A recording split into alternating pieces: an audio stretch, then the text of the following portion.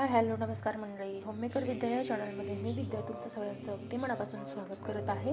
तर मी आज तुमच्यासोबत शेअर करणार आहे कवड्यांचा महाउपाय कसा करतात तो. तर लक्ष्मी मातेला कवड्यासुद्धा अतिप्रिय आहेत. तुम्ही पांढऱ्या कवड्यासुद्धा घेऊ शकतात, पण जास्तीत जास्त पिवळ्या कवड्यांचा वापर केला जातो. त्यामुळे मी तुम्हाला पिवळ्या कवड्यांचा उपाय दाखवणार आहे. तर बघू शकताय तुम्ही, या पद्धतीने मी पूजा करून घेतलेली आहे. तुम्ही कायमस्वरूपी देव्हाऱ्यातसुद्धा ठेवू शकताय. तर त्या कवड्या आणल्यानंतर सिद्ध कशा करायच्या, त्याची पूजा कशी करायची आणि त्या देव्हाऱ्यात कशा ठेवायच्या याबद्दल मी सविस्तर माहिती सांगणार आहे. त्यासाठी व्हिडिओ शेवटपर्यंत नक्की बघा. चॅनलवर नवीन असेल तर चॅनलला सबस्क्राईब करा आणि व्हिडिओ शेवटपर्यंत बघा. चला तर मग मी तुम्हाला दाखवते. तर बघा, मी या पद्धतीने पूजा करून घेतलेली आहे आधीच. तर ही पूजा कशी करायची हे मी तुम्हाला सांगणार आहे. तुम्ही 5 कवड्या घेऊ शकतात, 7 कवड्या घेऊ शकतात. तुम्हाला म्हणजे देव्हाऱ्यात जितक्या कवड्या ठेवणं सोयीस्कर आहे तितके कवड्या तुम्ही ठेवू शकता. तर बघू शकता, या पद्धतीच्या कवड्या आहेत. तर ते तुम्ही दुकानातनं किंवा मठातनं तुम्हाला या कवड्या जिथे धार्मिक दुकानं असतात, म्हणजे अगरबत्ती धूपबत्ती वगैरे वगैरे तुम्हाला जिथे मिळतं तिथे ह्या कवड्या तुम्हाला सहज मिळून जातील. तर माझ्याकडे ह्या 5 कवड्या आहेत. 7 कवड्यासुद्धा ठेवू शकतात, त्यासुद्धा चांगल्या असतात. तर दुकानातून आणल्यानंतर सगळ्यात आधी मी त्या व्यवस्थित ठेवून घेणार आहे. तुमच्याकडे जे ताजं पाणी असेल, स्वच्छ पाणी असेल, त्या पाण्याने आधी स्वच्छ धुवून घ्यायच्या आहेत. त्या पवित्र करायच्या आहेत आधी. कवड्यासुद्धा लक्ष्मी मातेला खूप जास्त प्रिय आहेत, त्यामुळे ह्या कवड्यासुद्धा देव्हाऱ्यात ठेवलेलं चांगलं असतं. तर पाण्याने धुवून झाल्यानंतर आपण परत ते आता तुमच्याकडे जर पंचामृत असेल त्याच्याने, किंवा तुमच्याकडे जर कच्चं दूध असेल त्याच्याने त्या तुम्ही धुवून घेऊ शकता.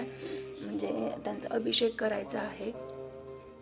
तर या पद्धतीने मी दुधाने आधी अभिषेक करून घेतलेला आहे. त्यानंतर मी परत पाण्याने त्या धुवून घेतल्या. त्यानंतर सुगंधी अत्तर वगैरे तुम्ही टाकू शकता. आत्ता माझ्याकडे ते नव्हतं, त्यामुळे मी सुगंधी फुलं त्यात टाकलेली आहेत. त्यानंतर बघू शकता, या पद्धतीने मी त्यांचा अभिषेक करून घेतलेला आहे.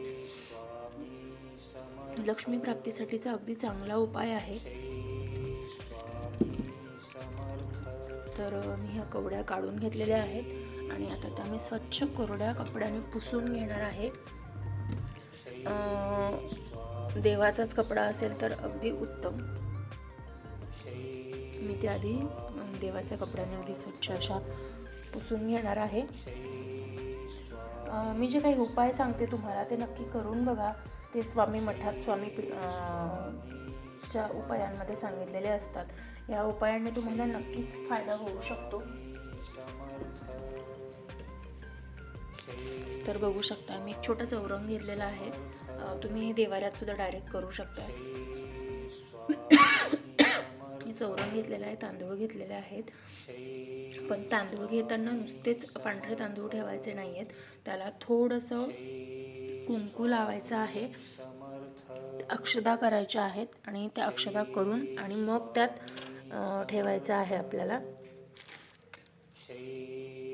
तर या पद्धतीने मी अक्षदा करून घेतलेल्या आहेत आणि मग मी त्या कवड्या त्याच्यावरती व्यवस्थित ठेवून घेणार आहे.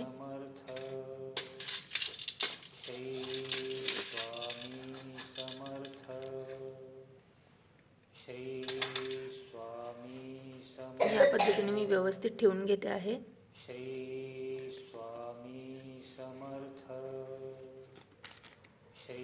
बघू शकता, खूप मोठी ताटली वाटी घ्यायची गरज सुद्धा नाही आहे. अगदी छोटी ताटली असेल त्यात सुद्धा तुम्ही, म्हणजे मी स्वामी मठातनं छोट्या छोट्या वाट्या आणलेल्या पितळाच्या, तर त्यामध्येच मी हे मांडते. अगदी सुंदर वाटतात सुद्धा. मी तुम्हाला नंतर त्याचा फोटोसुद्धा दाखवेन. लक्ष्मी प्राप्तीच्या उपायांमध्ये सांगितलेला मुख्य असा उपाय आहे. तुम्ही सुद्धा एकदा नक्की करून बघा. आणि मला तरी वाटतं की आपण जितके जास्त गोष्टी करतो तितके जास्त लक्ष देवाचं आपल्यावरती असतं. स्वामीसुद्धा म्हणतात, तुम्ही फक्त माझ्या नावाचा जप करा, मी तुम्हाला जपेन म्हणून. त्यामुळे काही गोष्टी ज्या सांगितलेल्या असतात त्या आपण आवर्जून कराव्यात असं मला वाटतं.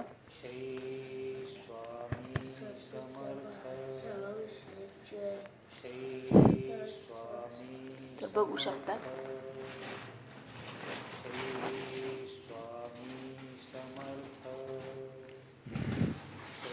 अगदी व्यवस्थित पूजा करून घेतलेली आहे आणि याच पद्धतीने तुम्ही देवाऱ्यात सुद्धा ठेवू शकतात.